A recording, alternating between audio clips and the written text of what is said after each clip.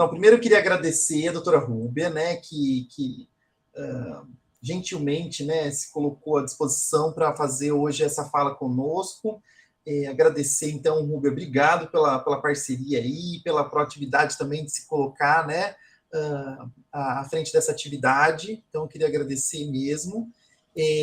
Dizer que é uma temática super importante, né, e assim como acho que a professora Marcele colocou e a Rúbia também, que esse momento seja um momento também que a gente possa, né, ativar esse processo, né, que a gente possa questionar, que a gente possa tirar dúvidas, que a gente possa conhecer melhor, né, a essência do ambulatório, né, e depois ela vai falar aí também de PrEP, enfim, né.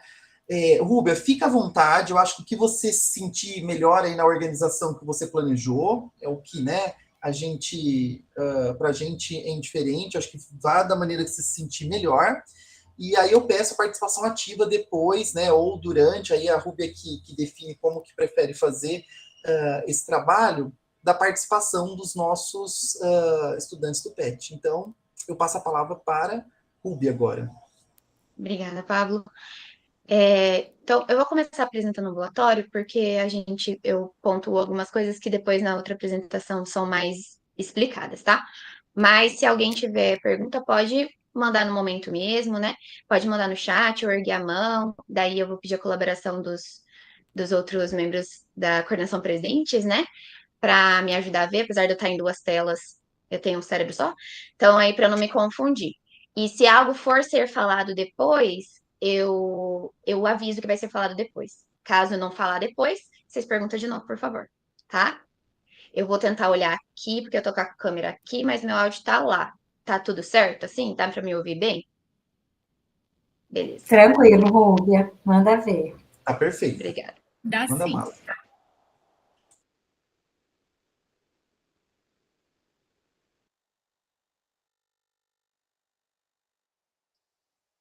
Vocês estão conseguindo ver a tela apresentada ou não? Ainda não. Tá.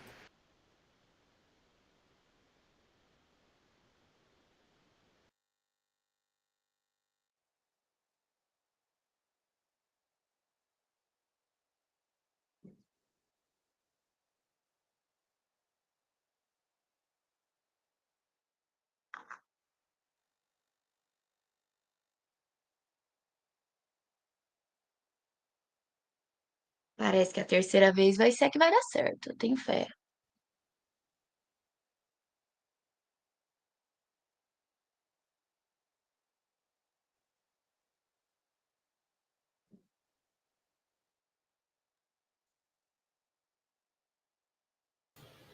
Pronto, deu certo, Rúbia.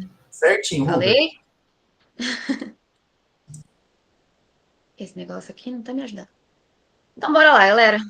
Então, para quem não sabe, né, em Londrina a gente tem um ambulatório de harmonização trans e é sobre ele que eu vou falar agora, né? Essa apresentação ela é focada um pouco mais para conhecer um pouquinho da história do ambulatório, a estrutura e o que a gente faz lá, né? Tanto para a gente saber o que a gente tem até hoje e também para a gente ver o que a gente consegue melhorar mais para frente, espero eu, né? Uhum.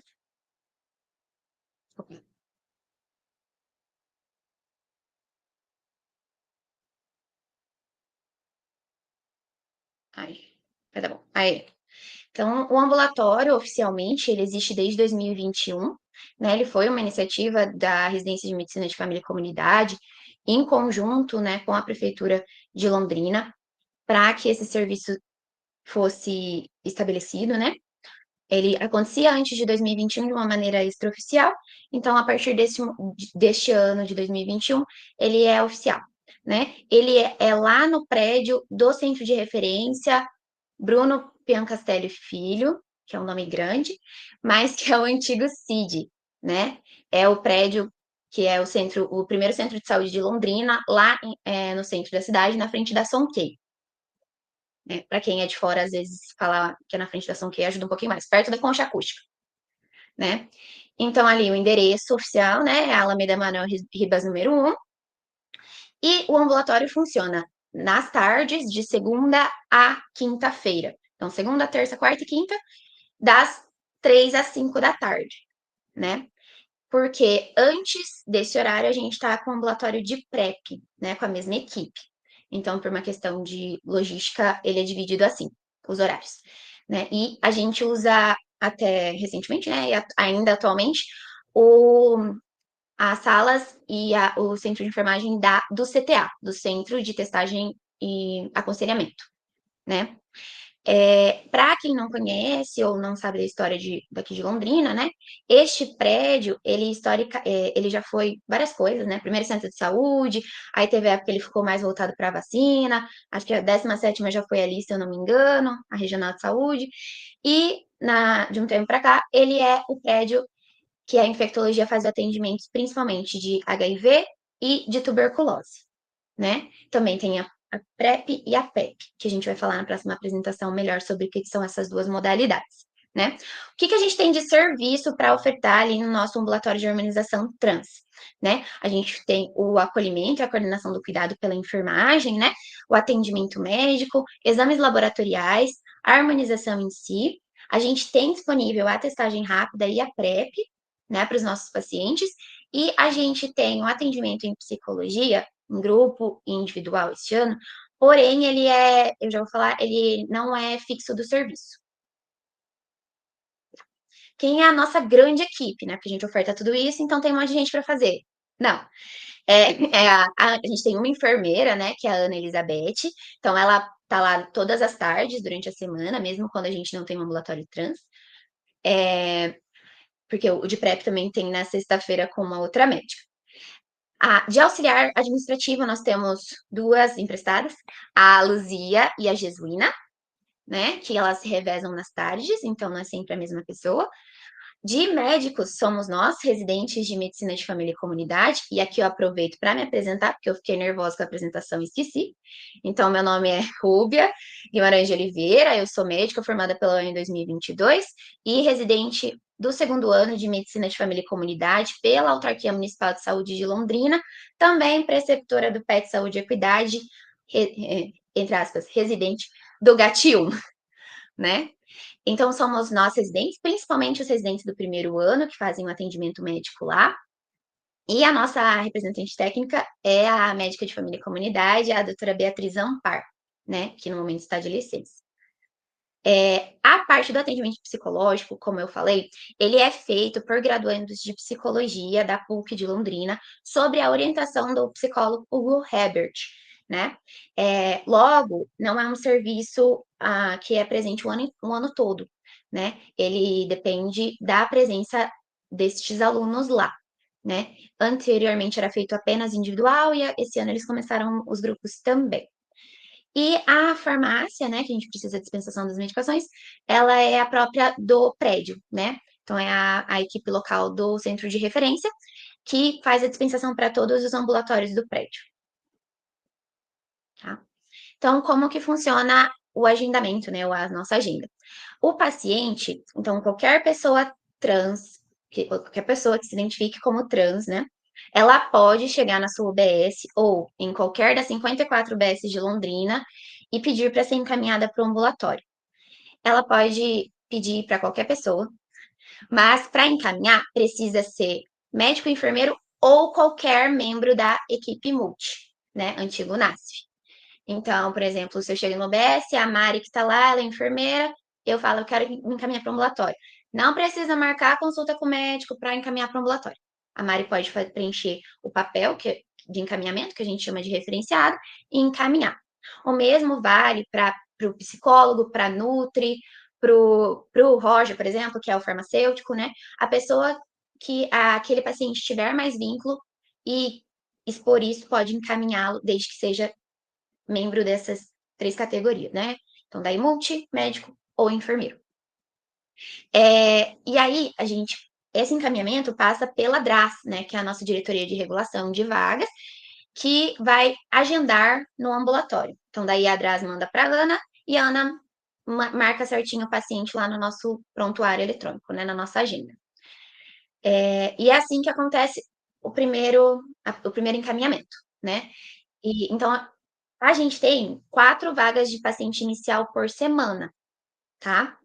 é uma vaga por dia que a gente tem atendimento no ambulatório. Pode falar, Mari. Rúbia, você tem noção, assim, de quando a pessoa, da data que ela vai lá na UBS e pede para ser encaminhada, quanto tempo demora para ela ser atendida por vocês? Eu também tinha essa mesma dúvida.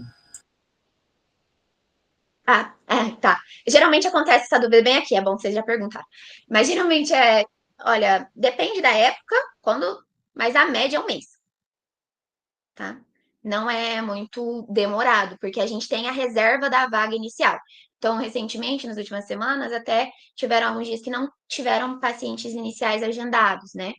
Então, assim, a DRAS vai ver a data mais próxima e vai avisar. O que pode acontecer, né, é a falta de comunicação no meio do caminho, que a DRAS agenda, vai para um outro sistema, né? E daí a UBS tem que ver nesse sistema e dar a guia para o paciente. Né? Acontece de perderem primeiras consultas, ou por a pessoa não poder saber quando é e não poder ir, ou por realmente não ter chegado a guia, e daí eles só reencaminham, né? E aí isso fica tranquilo. O que eu falo, né? Tem algumas especialidades em Londrina que precisa meio que, entre aspas, encaminhar todo o retorno. A gente não. Então, vocês só precisam encaminhar o inicial. E uma vez paciente do nosso ambulatório, sempre paciente do ambulatório, né? A não ser que ele mude de cidade ou peça para ser desvinculado, né? Mas a gente daí consegue fazer o agendamento internamente, né? Que é o ponto 2 ali, né? A gente faz o atendimento do paciente, a gente agenda o retorno, né?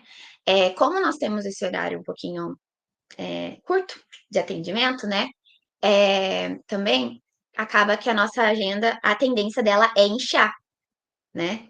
Porque os pacientes, como eu falei, né, eles entram, mas não saem.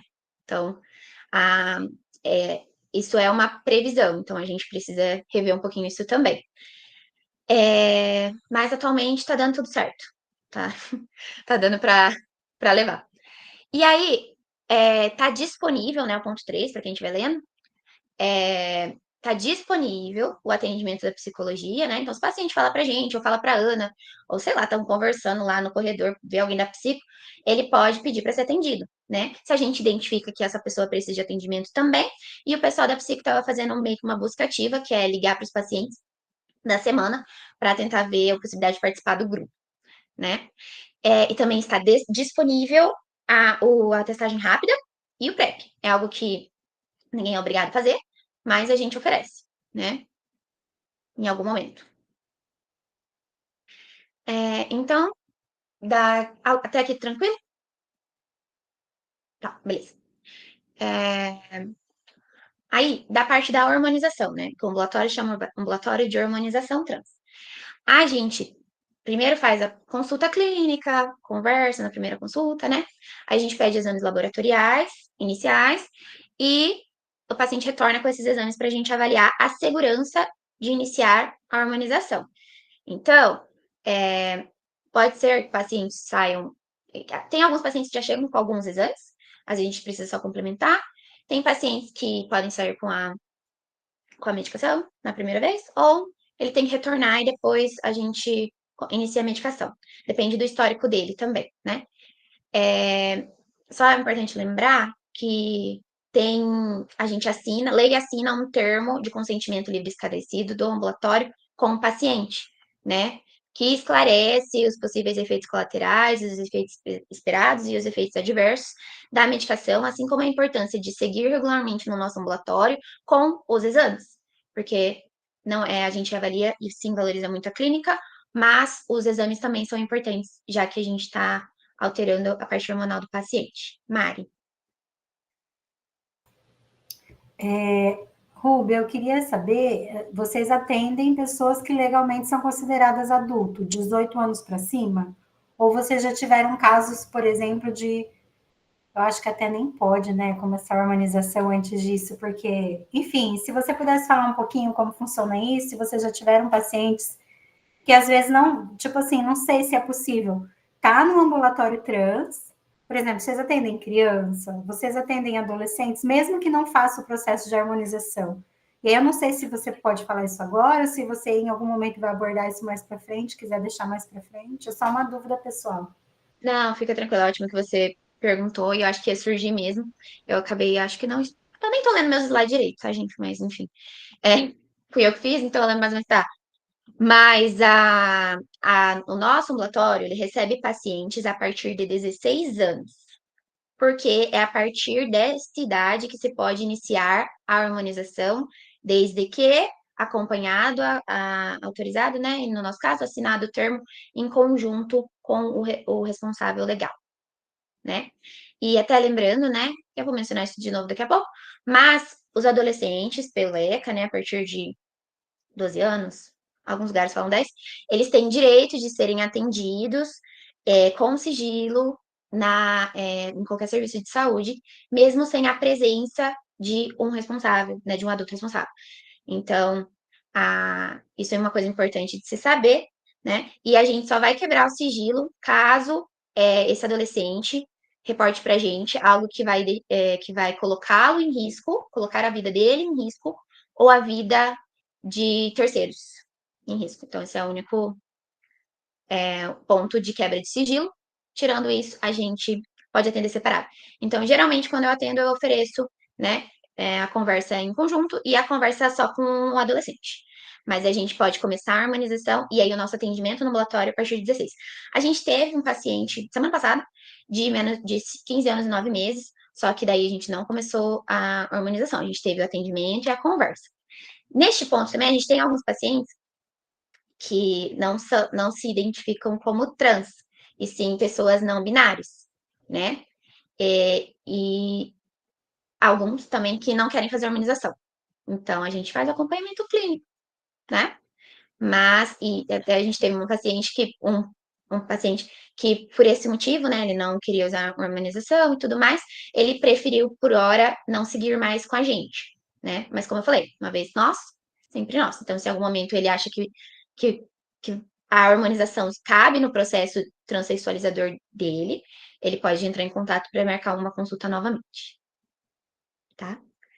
Então, entrando nos hormônios, né, a gente tem disponível, né, pelo município, 3 medicações para harmonização. Então, o estradiol, o valerato de estradiol e a ciproterona, se não me engano, acetato de ciproterona, para a hormonização feminilizante, e o 1-decilato de testosterona, que é para a hormonização masculinizante, né? Às vezes a gente tem o estradiol de 1, às vezes a gente tem o estradiol de 2, então aí a gente faz a receita dependendo do que a gente tem disponível, né? E o que acontece? A gente tem que, atualmente, para o município liberar essa medicação, o paciente tem que ter passado pelo ambulatório, tem que ter a prescrição do ambulatório, constando na receita o CID da prescrição, assim como o CPF do médico prescritor e o seu CRM assinatura, tá? Então, se às vezes vocês ouvirem falar assim, eu uso, que às vezes pode distorcer o que eu tô falando. Então, às vezes a pessoa acha que tem hormônio pelo município e ela pode só renovar uma receita lá na UBS ou trazer uma receita que ela vai pegar esse hormônio. Não, há uma organização e uma regulação interna dessa medicação que está diretamente vinculada ao ambulatório, até o momento, tá? A primeira aplicação ou retirada da medicação, ela é feita no ambulatório, então lá na farmácia do ambulatório. A partir daí, a equipe da farmácia entra em contato com a central, e até o Roger pode me ajudar depois, ou agora, se ele quiser, com a central e com a UBS de referência que esse paciente cadastrou, que, como é aquele cadastro, é que ele se sente à vontade, não necessariamente precisa ser a do endereço dele. Então, por exemplo, a minha UBS da residência é Santiago, né? Se eu moro lá e quero deixar Santiago, beleza, tranquilo. Agora, se eu moro lá e eu não quero deixar lá, eu quero pegar meu hormônio, sei lá, moro mais perto do Santa Rita, quero pegar na Santa Rita, posso cadastrar o Santa Rita, né? Que é do lado. Ou se, não, eu trabalho em centro, é mais fácil para eu pegar na UBS Centro, você pode cadastrar lá também, né? Mas uma vez cadastrada, é para essa unidade que a medicação do paciente vai em nome dele, né?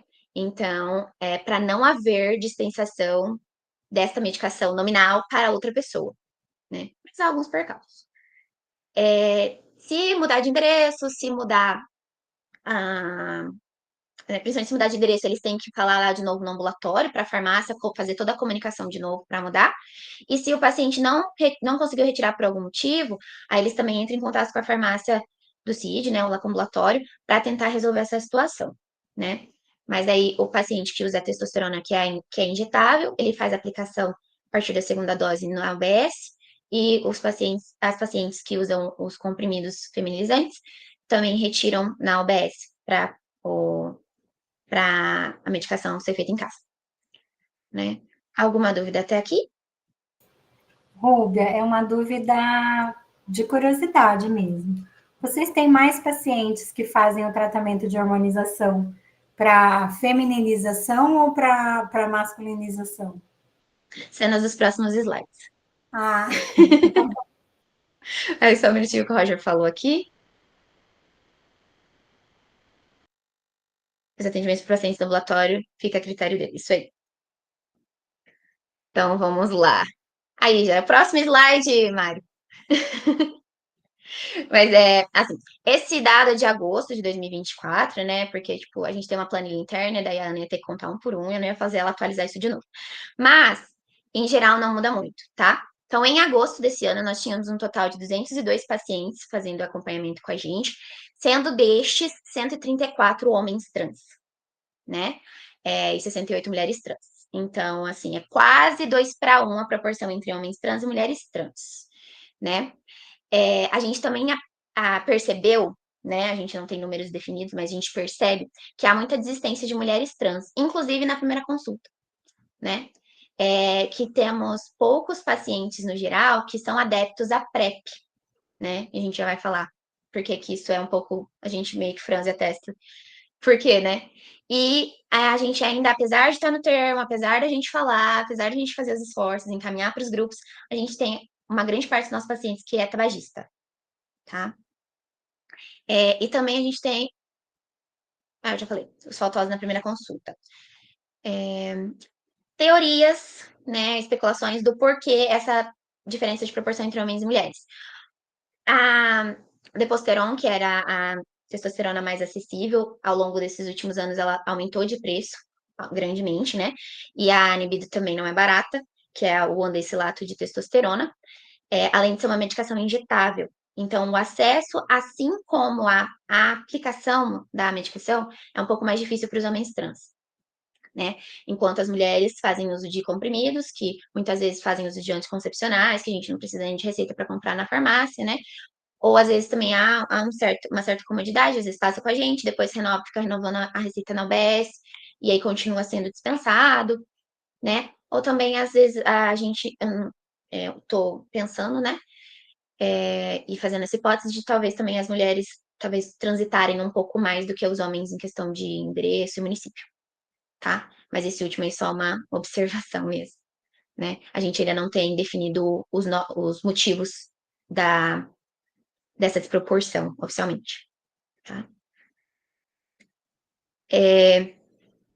Aí, a UBS, né? Fala assim, mas tem um ambulatório, então eu vou na UBS, né? Vou pedir para ser encaminhado, nunca mais piso lá, né? Azul livre. Não, né? A gente fala, como uma residente de medicina de família e comunidade, que o paciente é sempre da UBS. Não nasceu ainda da UBS, nasceu da UBS, está gestante da UBS, está internado da UBS, mudou de endereço da UBS, ele sempre da UBS.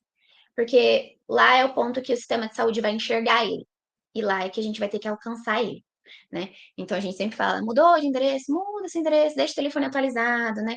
Tem várias coisas que a gente precisa que seja acionado via UBS. Então aqui eu tenho alguns exemplos, né? Então, o maior talvez seja a medicação. Então, o paciente precisa ter uma UBS de referência para retirar a medicação, porque senão o ambulatório também não dá conta, a farmácia do prédio não dá conta do fluxo. O paciente, então, nunca é desvinculado da UBS, né? E a gente precisa de algumas coisas que a gente não tem, porque o nosso ambulatório é, novamente, de hormonização trans. Então, para fazer rastreios, né? Para fazer coleta de preventivo, para às vezes fazer um ultrassom de mama, um ultrassom de próstata, né? Ou que sejam outros exames, a gente precisa que seja feito via UBS, né? Então, para participar de grupos, para seguir outras patologias, né? Outras doenças que o paciente tem, que podem ser doenças crônicas não transmissíveis, ou pacientes que estejam gestando e precisam seguir o pré-natal, para vacina, tudo isso vai ser via UBS, né? A gente teve, se não me engano, 1 ou 2 pacientes, homens trans que gestaram, né? Na gestação a gente suspende a testosterona e na amamentação, mas o pré-natal é seguido preferencialmente na UBS, né? E a gente também tem um movimento que, então a gente tem essa comunicação do ambulatório com a UBS com o ambulatório, né? E a gente tem um movimento da prefeitura com a residência de capacitação das UBS sobre isso aqui, sobre a existência do ambulatório, como ele funciona, e para verificar se a gente tem pacientes no território das UBS. Uma pergunta que não surgiu, mas geralmente surge, e cirurgia, né? Então, o nosso ambulatório faz hormonização, né? Nós somos clínicos lá, e a gente não tem no município, né, a disponibilidade de cirurgia de redesignação de sexo via SUS, né? E, apesar de ter no estado, a gente não tem um fluxo definido de encaminhamento ou fila de espera, né? Para esse paciente fazer o que a gente chama de TFD, né? Terapia ou tratamento fora de domicílio. Então, a gente ainda não tem, né? Nem para mastectomia masculinizadora, que é a retirada das mamas no homem trans, né? Nem para realizar neovagina ou neopênis, nada disso a gente tem no momento, e nem tipo para mudar pomo de Adão, nada disso que pode ser, que a gente vê nos protocolos que são citados, né? Mas a gente não tem até então, né? A princípio, era isso do ambulatório, assim, para saber como que ele funciona, para saber também um pouco do que a gente não tem, né? Alguma pergunta, alguma curiosidade, algum relato? Às vezes conhece algum ambulatório. Eu gostaria de fazer uma pergunta. Hoje, funciona assim como algo local da cidade. Só atende os próprios Sim, moradores de Londrina. Isso. A gente atende somente a população de Londrina. Ah, E abre interessante. parênteses, as pessoas que cadastram na UBS o endereço de Londrina como seu comprovante de residência. Fecha parênteses. Edita fora do podcast agora. Então, o que eu quero dizer com isso, né? Tá, a gente acaba tendo pacientes que não moram aqui, mas tem um cadastro do PEC, né? Que é o nosso controle eletrônico, como habitante de Londrina, e é para lá que tudo vai. Então, a medicação, alguma guia de referência, é lá que a gente vai buscar esse paciente. Ô, Rubia, deixa eu te perguntar uma coisa. Como que é a demanda espontânea? Eu sei que Não vocês tem. não atendem, mas assim, aparece muito? Não. Não Não aparece? aparece. Às vezes aparecem pacientes que estão agendados Tá. com acompanhantes que também são trans, né? Então a gente faz essa instrução, né, de como que faz. E como o tempo de espera não é muito longo, né, a gente orienta e geralmente eles chegam rápido pra gente, para ser paciente do ambulatório. Mas demanda espontânea a gente não tem. Inclusive de PrEP, a gente não tem demanda espontânea. Tá. Até porque a gente é uma equipe reduzida e é um espaço que não é só para esse ambulatório, né? O espaço físico, assim como nosso horário é limitado. Mas assim, eu já ouvi relatos de equipes de UBS que não sabem da existência do ambulatório. E, inclusive, eu já ouvi a pergunta: mas tem público para esse ambulatório? Em agosto nós tínhamos 202 pessoas para dizer que sim, né? Então, essa parte de conhecer que ele existe. E sim, tem uma demanda. Sim, tem um público, né? E talvez quando eu terminar minha TCR eu consiga dizer melhor sobre isso, em questão de números, né? Mas a gente tem pacientes que o único contato com o sistema de saúde, muito provavelmente, é o nosso ambulatório. Né? E mesmo que a gente encaminhe, a gente não consegue forçar ninguém a ir lá na UBS, né? Então, a gente precisa que o paciente esteja confortável para acessar os outros níveis da rede. Mais alguma pergunta, alguma dúvida? Alguma dúvida de coisa que eu falei, porque eu sei que tem pessoas que não são da saúde, Não tem que ficar com vergonha, que às vezes sai muito naturalmente. E por eu tava vendo a Mari, que é da saúde, e ela tava fazendo assim, então, pra mim, tava todo mundo falando a mesma língua. Tem alguma coisa que ficou em dúvida, pessoal? Eu tenho uma outra curiosidade. Rubem, eu não sei, talvez, não sei se você, não precisa ser exato, claro, né? Mas você tem ideia de quanto que gira em torno custo de uma abordagem, né, de um acompanhamento como esse? Até para entender o que é que o SUS oferece nesse sentido, entende? Porque me dá a entender que é um acompanhamento assim, que é trabalhoso, existe todo o acompanhamento e tudo mais. Vocês têm mais ou menos essa projeção? Olha, o Google pode me ajudar, mas se eu não me engano, a testosterona que a gente tem, né, que seria um destilato de testosterona, custa em torno de 300 ou 400 reais a dose, A dose. Uhum. a testosterona, Uhum. né? Os feminilizantes são mais em conta, mas a gente não tem uma grande variedade de posologias, né? Então a gente só tem, então, estradiol atualmente 2 miligramas, às vezes a gente tem um, né? Uhum. E a ciproterona a gente só tem a de 50 miligramas, né? Então a gente acaba ficando um pouquinho engessado em questão de Posologia. modular essas duas medicações com o Entendi. paciente devido à posologia, né? Mas eu não sei te dizer, não sei se o Roger consegue ajudar a questão de custos, principalmente dos feminilizantes, né? E os exames vai variar, assim, eu acho que as dosagens dos hormônios são, acho que um pouquinho mais custosas, Tá. mas eu não sei te dizer em números, eu Mas eu posso só queria... tentar pesquisar. Não, depois sem problema. Ah, e há um parênteses, que era isso que eu estava tentando lembrar. No processo de transição, né, a harmonização, ela é uma parte possível do processo. Então, se o paciente enxerga que no processo dele a harmonização vai trazer mudanças corporais que beneficiam o seu processo e que vai diminuir disforia, né, que é uma aversão extrema a uma parte do corpo, ou que vai melhorar também a sua autoimagem, ele pode procurar esse recurso. Assim como a cirurgia é um recurso, né? Mas você fazer ou não a harmonização, fazer ou não a cirurgia, não faz ninguém menos trans, né? Ninguém menos pessoa trans.